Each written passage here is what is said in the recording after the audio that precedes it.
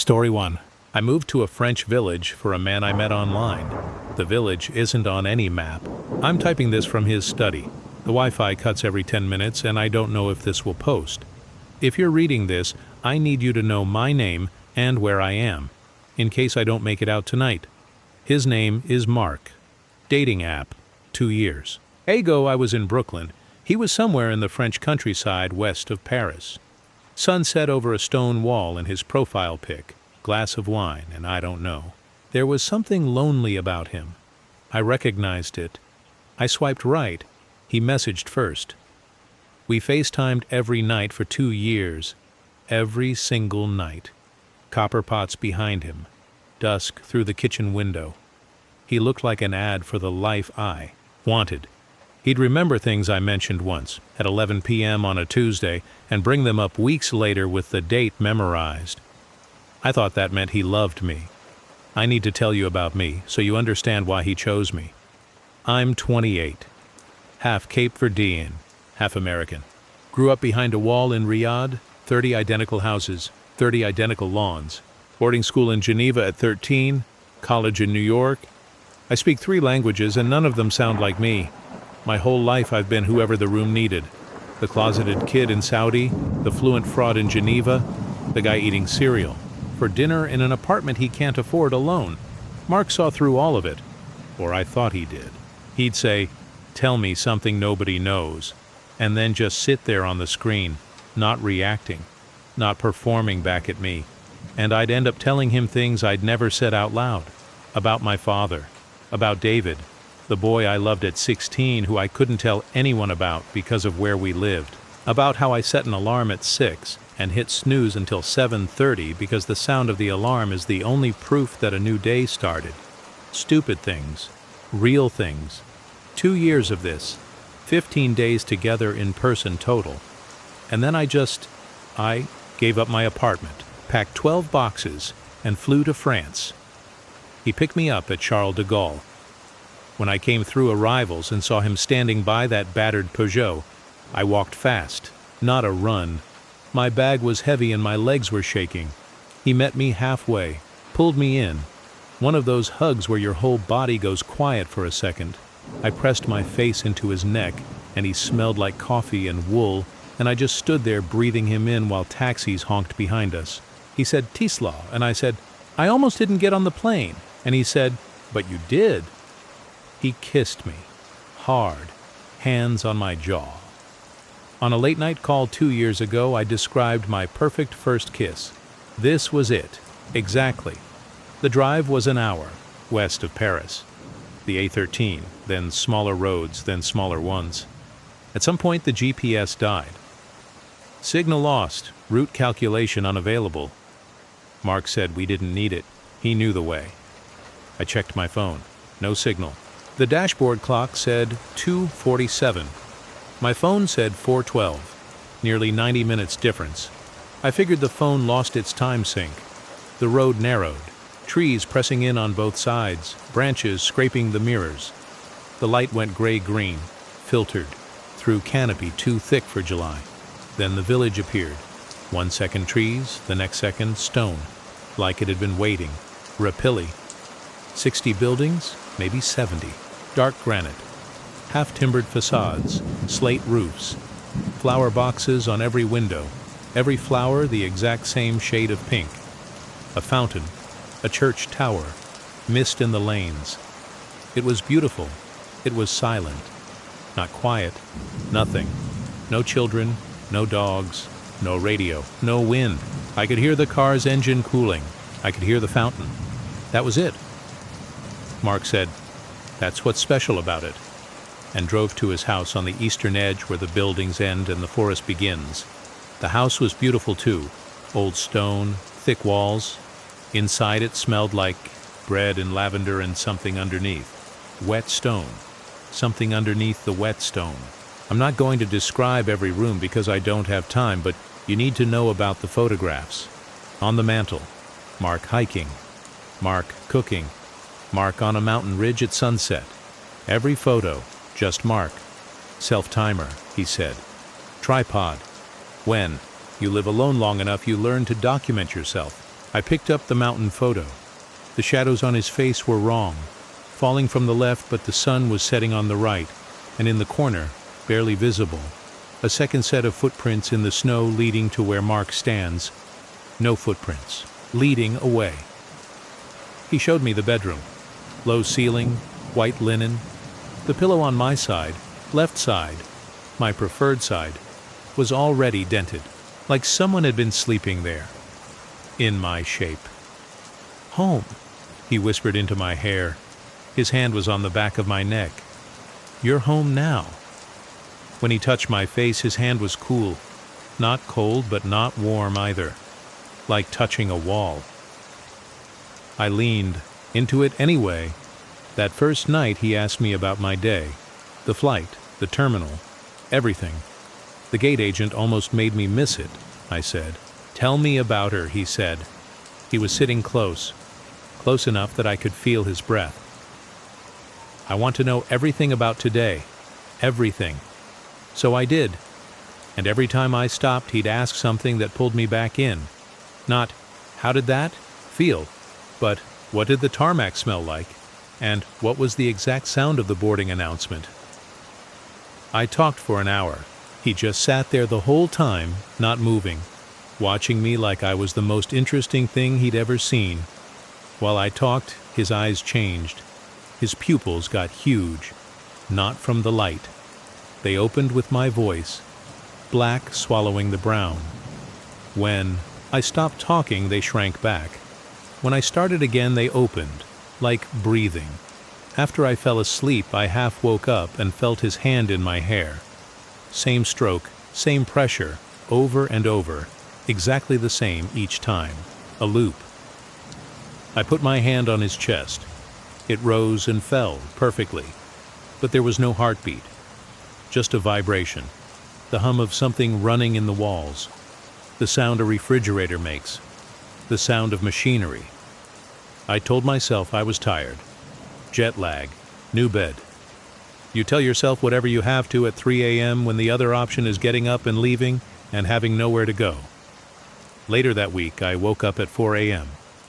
Mark was on his back, eyes wide open, fixed on the ceiling, unblinking. His lips were twitching, fast, making shapes that weren't words in any language I know. This low sound coming out of him, almost static but shaped, like syllables. I touched his shoulder and he snapped awake. Not gradually, not with the confusion of sleep, instant. A smile assembled itself on his face. "Can't sleep?" he said. Another night I looked out the bedroom window at 3 a.m. and Mark was standing in the garden, 20 meters from the tree line, arms at exactly the same angle from his body. A moth landed on his forearm, crawled up to his face, over his eye. He didn't blink. Then his head started to rotate toward the window. Just his head. Shoulders didn't move. 20 degrees. 30. Past where a neck should bend. When it faced me, it was still smiling.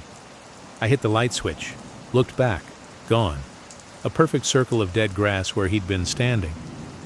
The bedroom door opened behind me. Mark. Pajamas. Glass of water. Hair mussed. He couldn't have gotten there that fast. "You were outside," I said. "In the garden. Your head was—" "I was in the kitchen." His voice was soft, concerned. "I couldn't sleep. You were sleeping so beautifully I didn't want to wake you." He stepped closer. "Why would I go outside? In the dark? When you're here?" And it sounded right. It sounded so right that I almost started crying because what if I imagined it? What if I was already losing my mind? He touched my face. Cool hand. "Let's go back to bed." I can hear him moving around downstairs. The roads loop. I went for a walk. On day 3. Past the fountain, past the bakery, past the church, out the southern road. 20 minutes. The road curves, the trees thin, open sky. Then rooftops, a church tower, the village square. I was back. I'd walked in a straight line. I tried again. Marked a tree with a scratch from a rock. Walked 15 minutes the other way. Open sky ahead. And then I emerged into the square. My scratch was on a tree at the edge of the square. The forest had moved, I told Mark. He smiled. "The roads know where they go," he said. He put a plate in front of me. Crêpes au sarrasin. Perfect. Every path leads home. The village isn't on any map. I searched from the study, 1 bar of Wi-Fi, typed Rapilly Commune Calvados and got a census page. Population 44. Okay. Tried Rapilly Village, France. Nothing. Rapilly Calvados directions. Nothing. Page loads, sits there, times out. I tried BBC, loaded fine. Reddit, fine. Anything about this place specifically just stops. "We're not on the map," Mark said. "It's ours, our own world." The villagers smile. All of them. The same smile. Same crinkle at the eyes. Same slight part of the lips. The old man on the bench. The woman sweeping her doorstep. The baker. Like they all learned from the same photograph. One morning I watched. A fly landed on the baker's eye. It crawled across his iris. He didn't blink. He was still smiling at the closed door after I left. I went for a walk one night at 2 a.m. because I couldn't sleep. The square was empty. Every window dark. Every door closed. And then at dawn they were simply there, between 1 second and the next. The old man on the bench, the woman mid-sweep, like a game loading from a saved state. Mark threw me a dinner party. The 4 guests arrived at the exact same moment, walking in unison, footsteps hitting the cobblestones in rhythm. One of them ate dessert. I watched his jaw work as he raised the fork. But when his mouth opened for the next bite, the previous one was still there, unchewed, dry. Every embrace at the door was the same duration. 3 seconds. I counted. One more thing about the dinner. When one of the guests, Pierre, asked me, "De quoi vous avez peur?" "What are you afraid of?" the table went still. All 4 of them turned their heads toward me. Not all at once, in sequence. Their smiles didn't change. I found Mark's laptop one day while he was out. Empty. No files, no folders, no browser history. It had never been connected to the internet. It was a prop. The whole room was a prop. In the bottom drawer of his desk I found a pencil drawing. A man's face with sharp cheekbones and dark eyes. Under it, in tight handwriting, Thomas, first attempt, 1878. The journals. I have to tell you about the journals. Wi-Fi dropped again. My hands won't stop shaking. Attic. Cardboard box. Soft with damp. Dozens of notebooks. All Mark's handwriting. The first page. Subject. E. Marsh. Preliminary observations. That's me. E. Presents as anxious avoidant with strong people-pleasing tendencies. Third culture kid profile. Cape Verdean American raised in Riyadh, Geneva, Brooklyn. Adaptive personality architecture across all 3. He becomes what each environment requires. This makes him exceptionally responsive to sustained attention and active listening. He's not accustomed to being the focus. Dietary. Coffee black, 1 sugar. Comfort foods. Rice and beans, mothers. Grilled cheese, childhood. Aversion to raw tomato, textural. Sleep patterns. Left side dominant. Deep sleep begins approximately 45 minutes after closing eyes. During deep sleep, he is unreachable. Psychological profile. Primary wound. First romantic attachment at 16. Male. Name. David K. Relationship concealed due to environment. Riyadh. He believes love requires hiding. He will tolerate extraordinary dysfunction in exchange for the feeling of being fully known. Leverage point. Attraction profile. Responsive to competence, domesticity, and focused attention. Physical type. Broader build, dark features, manual confidence. Note. Deep body shame. Will interpret physical acceptance as proof of love. Exploit. The notes go back years, before we matched, before we ever spoke. printed screenshots of my Instagram, annotated in red ink, my walking route, time-stamped. He knew my coffee order, my thread count. He practiced the crepes. He ordered the lavender soap from Bayou because I mentioned once at 11:22 p.m. on November 14th that I liked lavender. Every single detail I thought I was sharing for the first time, he already had in a notebook. He didn't remember because he loved me.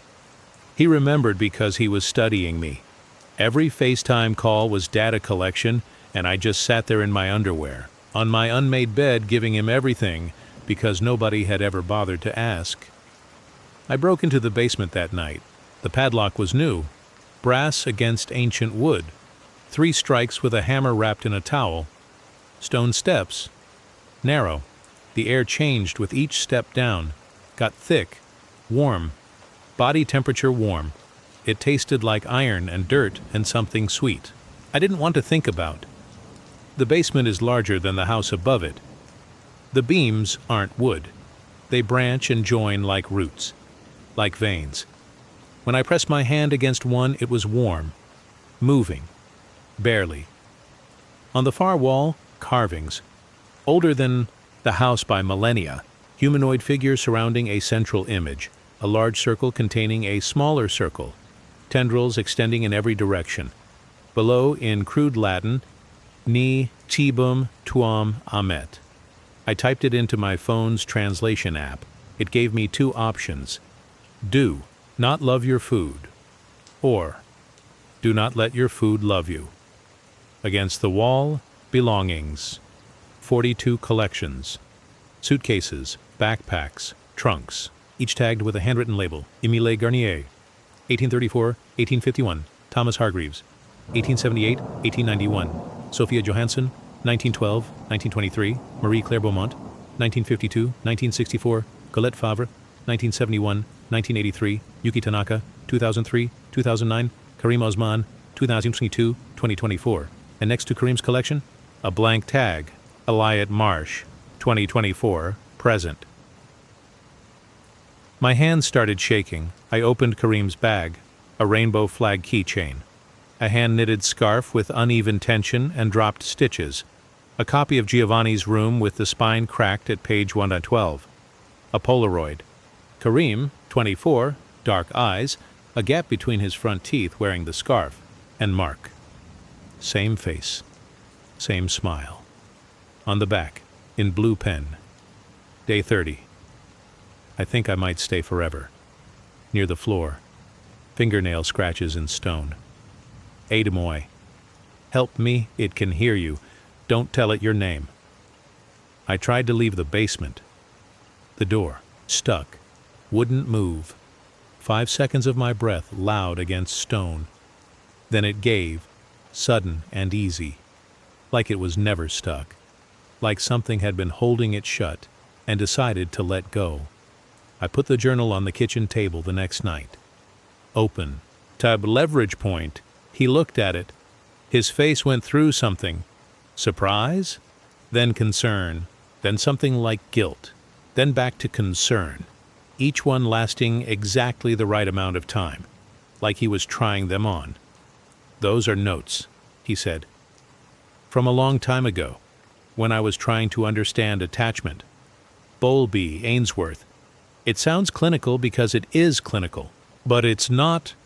Will tolerate extraordinary dysfunction in exchange for feeling fully known. I read. Leverage point.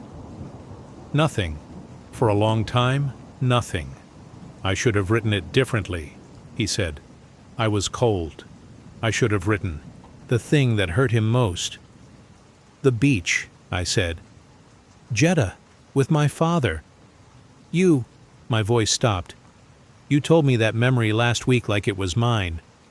He didn't move. I've never been to a beach with my father in Jeddah. My mother took me. We watched planes. 1 second of nothing. His face just went out, like I was looking at a wall, something with no rooms behind it. Does it matter? He said. His voice was flat. You remember the beach. You remember being loved. On the beach. I gave you that. Does it matter whose father was holding your hand? He told me what he is that night, or tried to. I'm old, he said, but the word came out wrong. Layered. His voice, and a woman's voice, and something underneath both of them. His French broke apart mid-sentence, and a child's voice came through, singing something I didn't recognize. His mouth kept moving. I could see him fighting to get back to his own voice. I have been... 3 languages at once, then silence. He was breathing hard, like he'd pulled himself back from drowning. I can't leave it, he said, just Mark again, mostly. I am it. The roads, the houses, the people, they're me. All of it is me. You're eating me, I said. Not... His voice cracked. Something underneath it, something old pushing through. Not eating. When you tell me about the feeling... He stopped, breathed. When he spoke again, it was Mark, mostly. When you tell me about your day, the warmth of it, the ache, the relief of being seen. I take that, gradually, every night. The vividness fades, you become flat. When there's nothing left, you just go out. He said he didn't want to consume me. He wanted me to stay, willingly. And while he said it, he looked at me with this expression that, I don't know, it could have been love, or it could have been something he learned from the 42 people before me who thought they loved him back. I said, okay. I took his hand. I let him walk me upstairs. Each step creaked under me, but not under him. Halfway up, I looked back, and the living room was dark, fire out, and from up there the furniture didn't look like furniture anymore. It looked like the inside of something. I don't know how else to say it. Like I was standing inside a body. I got into bed. His arm wrapped around me. Cool. The same temperature as the walls. I've been starving him for 9 days. Every night he says, tell me about your day, and I say, fine, read, came to bed. That's it, nothing he can use. And the village is dying.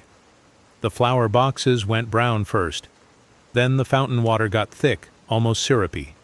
The baker's smile is stuck now, one corner lifting and falling and lifting like a broken gif. Henri has been sitting in his truck for 3 days.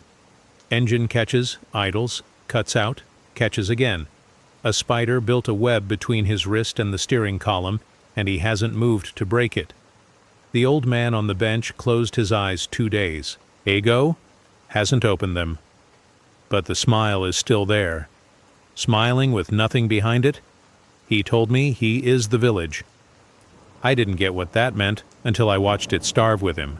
The baker, Henri, the old man. They're not people. They're his fingers. And I'm watching them go numb one by one.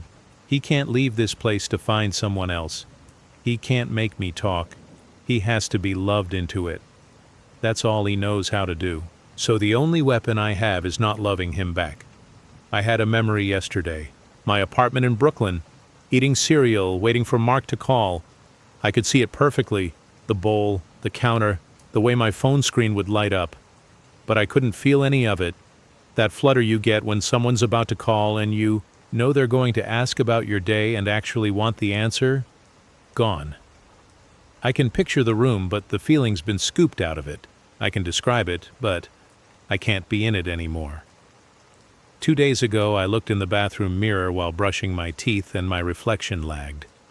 Just for a second. My mouth moved and the mirror followed a half beat after, like a bad FaceTime connection. I blinked. It synced back up. I told myself it was exhaustion. Then this morning I looked in the mirror and my reflection glitched. 1 frame, less than a second. Karim's face, dark eyes, gap between the teeth. Then mine again. I gripped the sink until my knuckles went white. Day 6. I found a woman sitting in the cemetery behind the church. Colette. She was the only one in the village who didn't smile. Her tag in the basement said 1971, 1983. 12 years. She got out. I don't know how or why she came back. She told me the roads open when the entity breaks, between 3 and 5 in the morning, when the village sleeps. Take nothing. Walk. Don't stop. Why did you come back? I asked.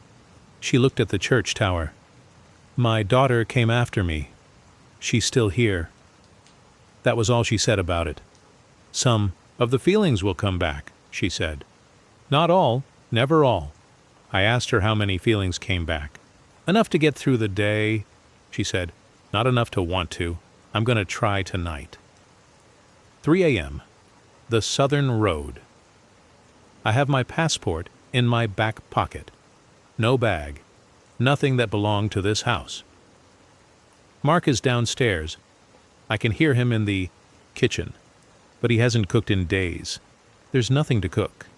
There's a bowl in the fridge with something gray in it, blue veins running through. The wine went to vinegar. The bread tastes like nothing. He keeps asking me to talk. Not the ritual. Just anything. He's not performing anymore. He's starving. Part of me wants to go down there. I got as far as the study door. Hand on the knob. I could hear him in the kitchen opening the fridge. The hum of nothing inside it. Tell me something, he called up. Just his voice. Please, anything. The bird you watched this morning. The sky. Anything. His voice cracked on the please. Not fake. Really cracking. I opened the door. I was on the first step before I stopped myself, because I remember what it felt like to have someone's full attention. To be asked about my day by someone who actually wanted the answer. And I knew if I sat at that table and told him about the bird, the 3 notes it sang, I wasn't getting back up, just like Kareem, just like Colette's daughter. I went back to the study, closed the door. Downstairs, Mark stopped moving. I know it was fake. I know he's been doing this for 200 years. But my body doesn't care. My stupid, lonely body felt it, and it doesn't care that the thing feeling it back wasn't human. I don't know if the roads will open tonight. I don't know if there's enough of me left to walk them. Wi-Fi just flickered. I'm going to type fast. If this posts, if the connection holds, then someone knows my name is Elliot Marsh. I'm in a village called Rapilly somewhere west of Paris, and a man named Mark is going to ask me about my day one more time. I'm not going. To answer, wait. He's coming up the stairs. I can hear them creaking, slowly, one at a time. He's outside the study door. I can see the shadow in the gap underneath. It's not moving, just standing there. He's whispering, in my voice, the night I told him about David, played back through the door. I've never told anyone that before. I've never told anyone that before. I've never told anyone that before. On a loop. If I don't post again, check the basement. Look for the bag with my name on it. There won't be much inside.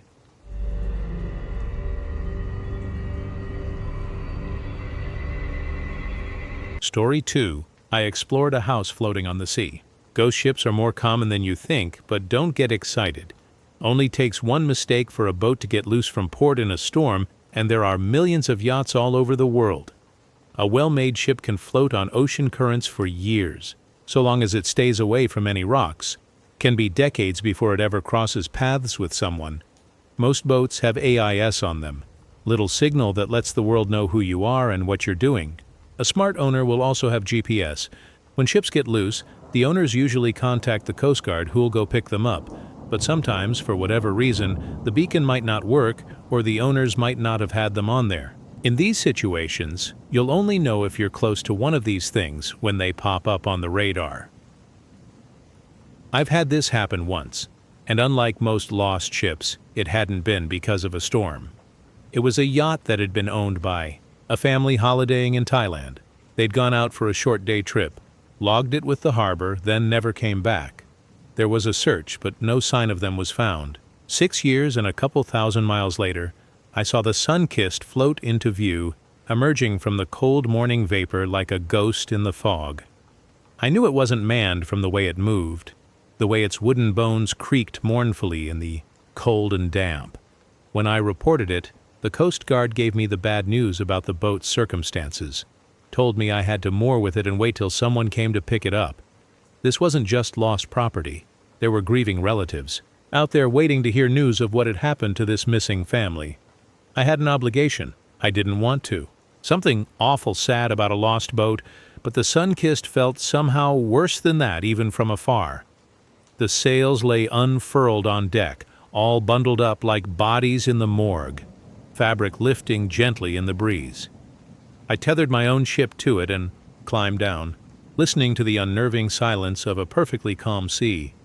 Below deck looked like a war zone, smashed plates, tables snapped in half, ceiling panels loose.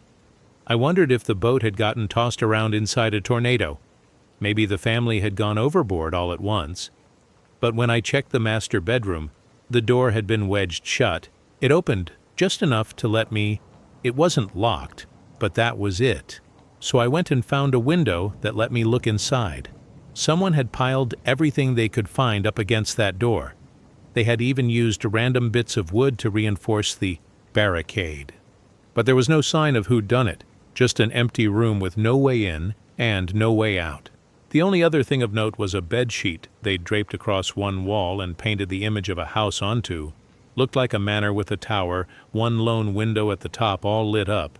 The house itself was painted, so it sat on top of rows of wavy lines, making it look like the house somehow floated on water. It was a strange addition to an already extremely strange situation, and something about it got under my skin. I went back to the door and kicked hell out of it until the whole thing broke down and I could get in. The stink was terrible, sickly sweet but rancid like a moldy apple core you find crawling with wasps. To step inside, I had to push my way through shin-high piles of old clothes and plastic bags full of bottled piss and excrement. The bed was done up like a nest, telling me that someone had lived there in squalor for God knows how long. Begged the question, why? I wanted to know. Had to know. Found myself thinking it was the picture that had answers, and I stared at it for longer than I'm comfortable admitting. Had the parents gone overboard in a storm and left the child alone? Was that picture just some kid's way of remembering their lost home? When I reached out to touch it, something from behind it reached out to touch me in turn. The effect was like the whole world dropped out from under my feet. I got so scared that I cried out and fell over trying to get away. I tripped over festering sheets as my legs struggled to make sense of the panicked signals from my brain. One hand sank into something cold that was both dry and wet, but I didn't bother stopping to check what it was. I ran like hell, breath hitching in my chest like a toddler trying to control their sobbing. Even as I climbed my way back on deck, I kept telling myself it was just the wind that had moved the sheet.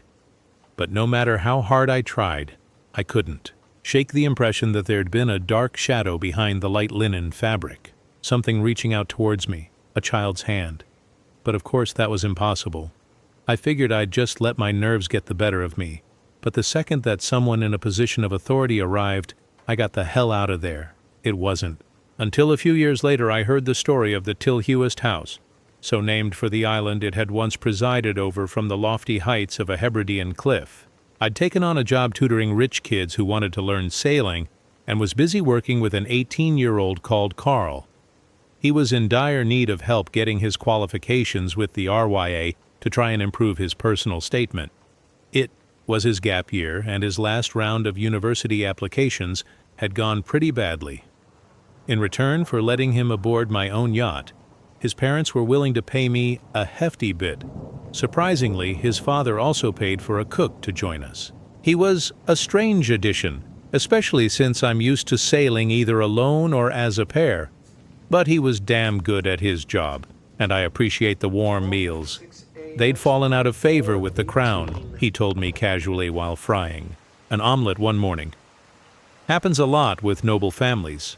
So the island was seized and given to the military, but the old goat who ruled the roost refused to give up the family home. In a final act of spite, he used every last penny left in the coffers to have the house shipped, whole and intact, from Scotland to America.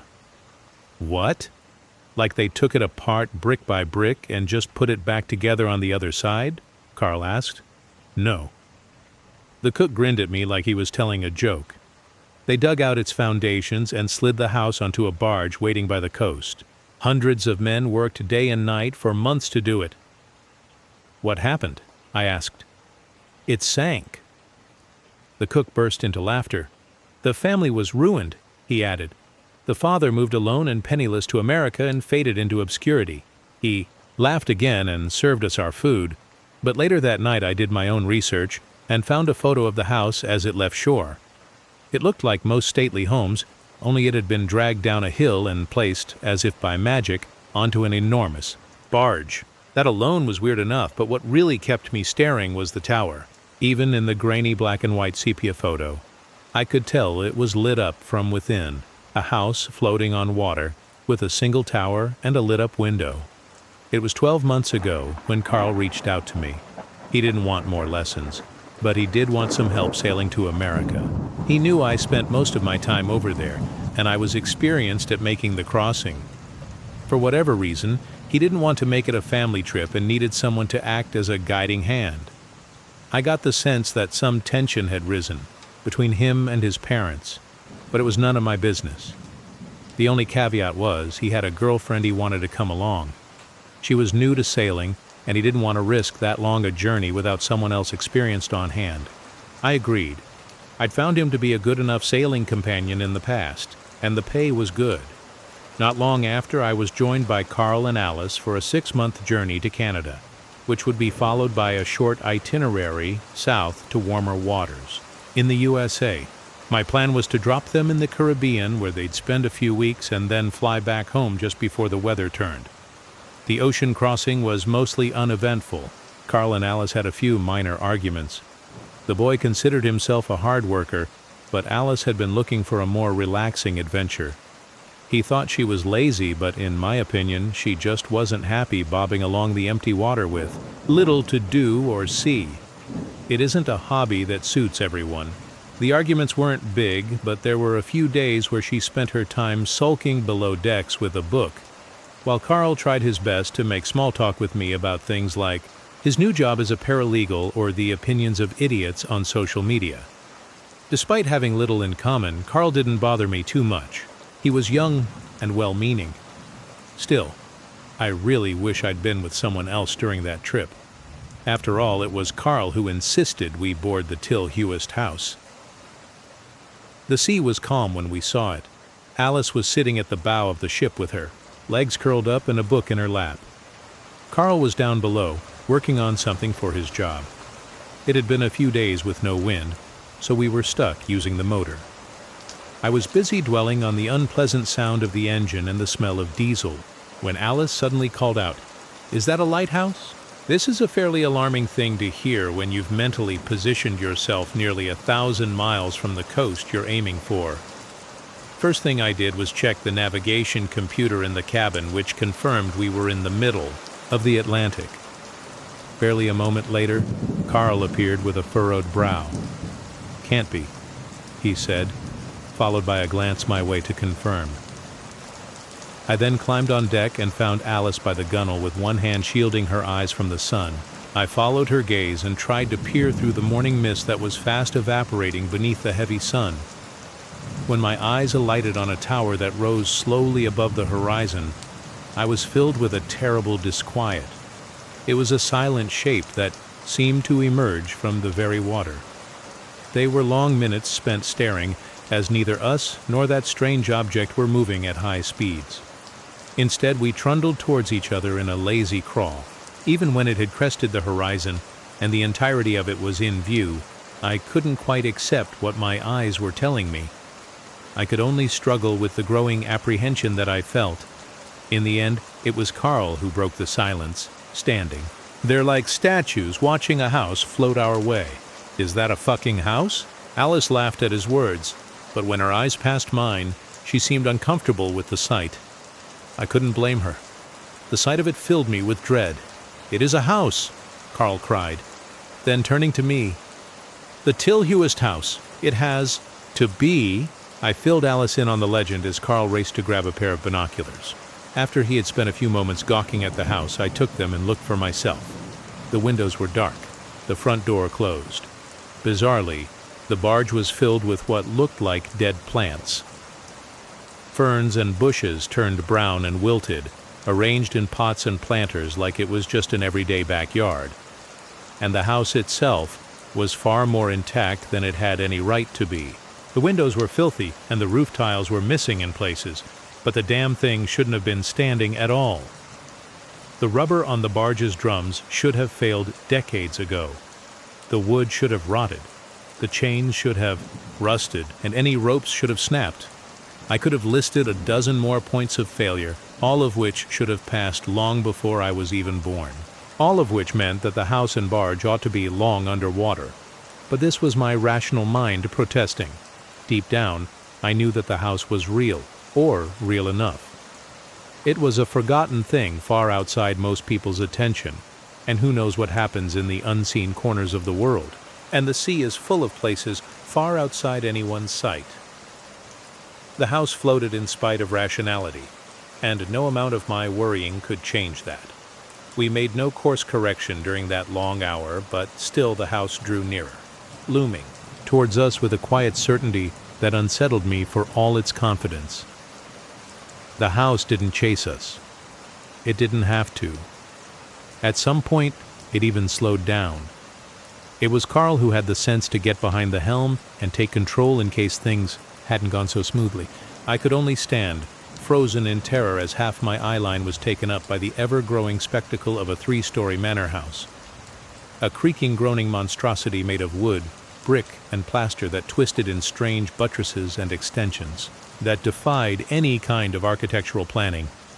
Only when its timber frame groaned with exertion and its velocity slowed to a crawl, and it finally, agonizingly, bumped against my own yacht, did some part of me decide it was time to leave. I tried to collect myself, looked around and briefly tried to think of a plan. I had just figured out that I'd tell Carl to hit reverse when I saw a flash of color in the corner of my eye. He had climbed the rails and jumped onto the barge. "What the fuck do you think you're doing?"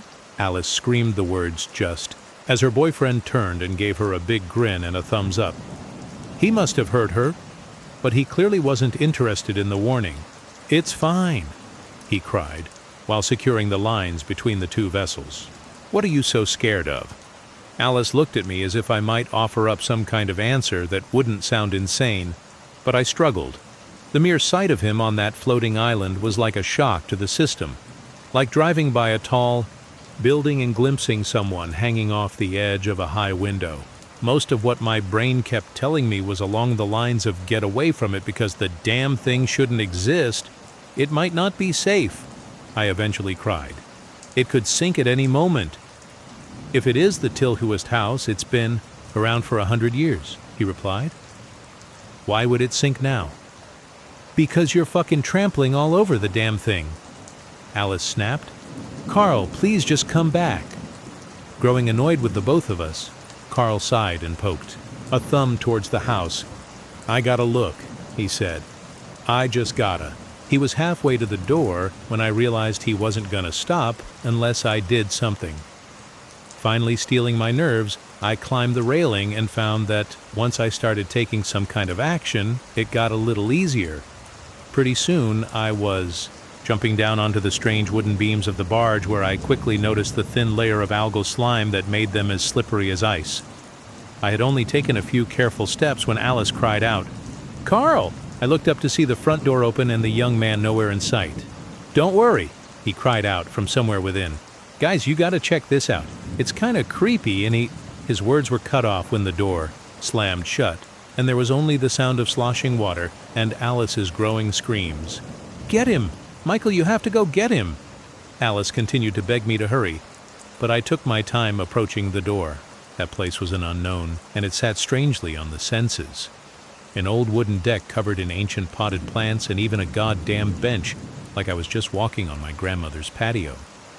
Before I reached the door, I glanced quickly through the nearest window and saw a dust-covered living room in that busy pre-war style you might sometimes still find in the houses of centenarians. Every surface caked with dust so thick that nothing of the furniture's original colors could be seen. The air was alive with the stuff, eddies of it whirling in the sunlit rays interrupted by my own shadow.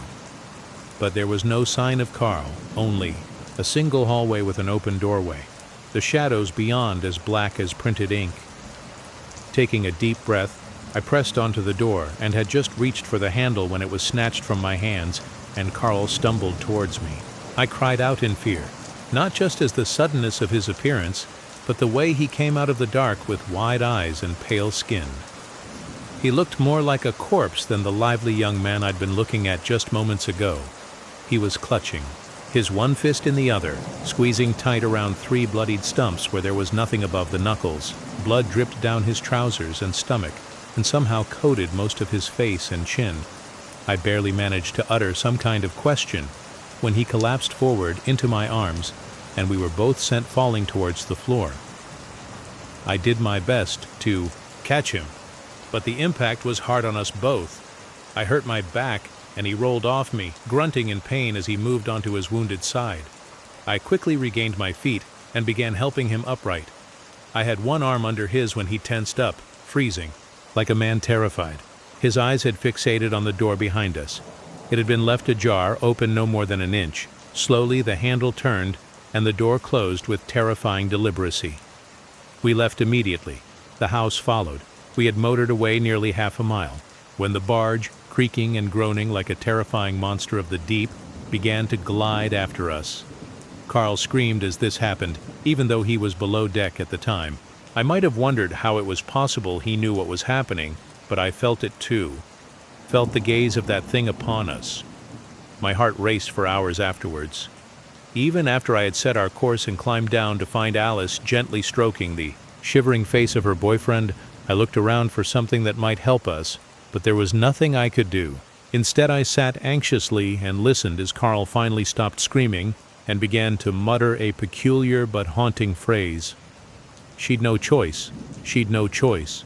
She'd no choice.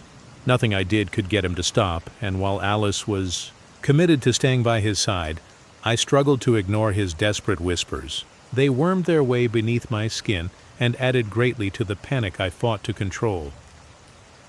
After deciding there was nothing for me down there, I returned to the cabin and stared at the sea behind us, lit pink and purple from the setting sun. Did my best to ignore the silhouette of the house as it trundled in our wake, and instead focused on the radio, which I used to try and call for help. But the handset did not respond the way it ought to. Picking it up, I received no signal whatsoever. Turning to the right frequency, I sent out an SOS anyway, hoping to hell that someone nearby might be able to come help. We had an injured party, I said. We needed medical assistance right away. For a long time there was no response. I began to wonder if the handset was even switched on when suddenly the speaker burst to life. The voice was small and breathy, like a child who'd spent a long time running, or possibly even hiding for their life. The words themselves, however, were very familiar. She'd no choice. She'd no choice. She'd no choice. I took an early shift sleeping, figuring I'd wake up around midnight and keep an eye on things while Alice and Carl slept through until morning. At first I thought I might find it hard to sleep.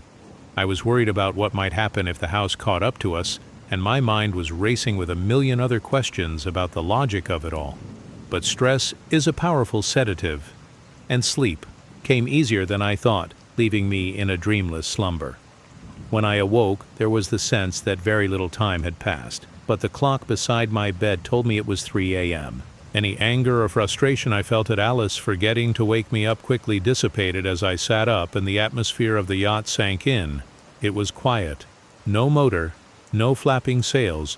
No one was out there rustling around in the kitchen or the head. I held my breath to try and listen more closely, but there was nothing. It was a long time that I stayed there before the gentle lapping of a calmed sea was finally broken by 3 heavy footfalls from the deck above. They were slow and deliberate, and I couldn't work out where they started and led. But there was something unsettling about their rhythm, as they told me nothing about who made them or why. I grabbed a knife from the kitchen before raising my head above the hatch. It was pitch black out there. No moon, only stars and the filmy reflection of a seemingly infinite ocean. With the engine off and the battery dying, the lights in the cabin no longer worked, and I had to rely on a flashlight to slowly scan the deck, but it was empty.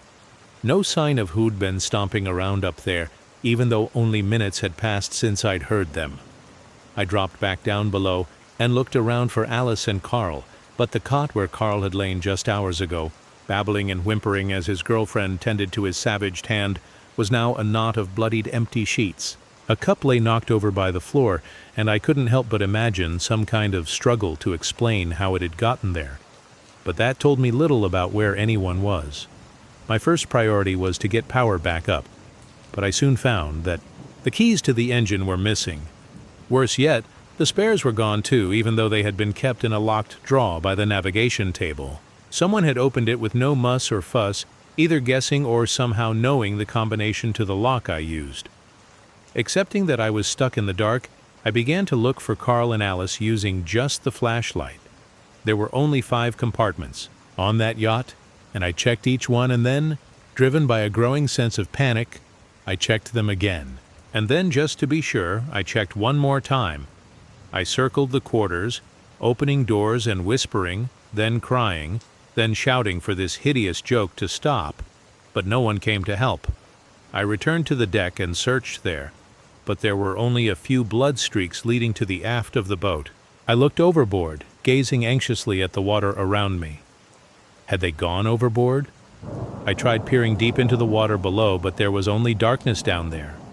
And then I scanned the distance, but my light struggled against the immense blackness of a moonless night and reached only 10 or 20 feet in any direction. The sea was maddeningly calm. It was larger than all the continents and deeper than any skyscraper. It seemed impossible that I could find myself looking at ocean, water where the waves didn't even break, but instead rolled lazily like the sloshing in a paddling pool.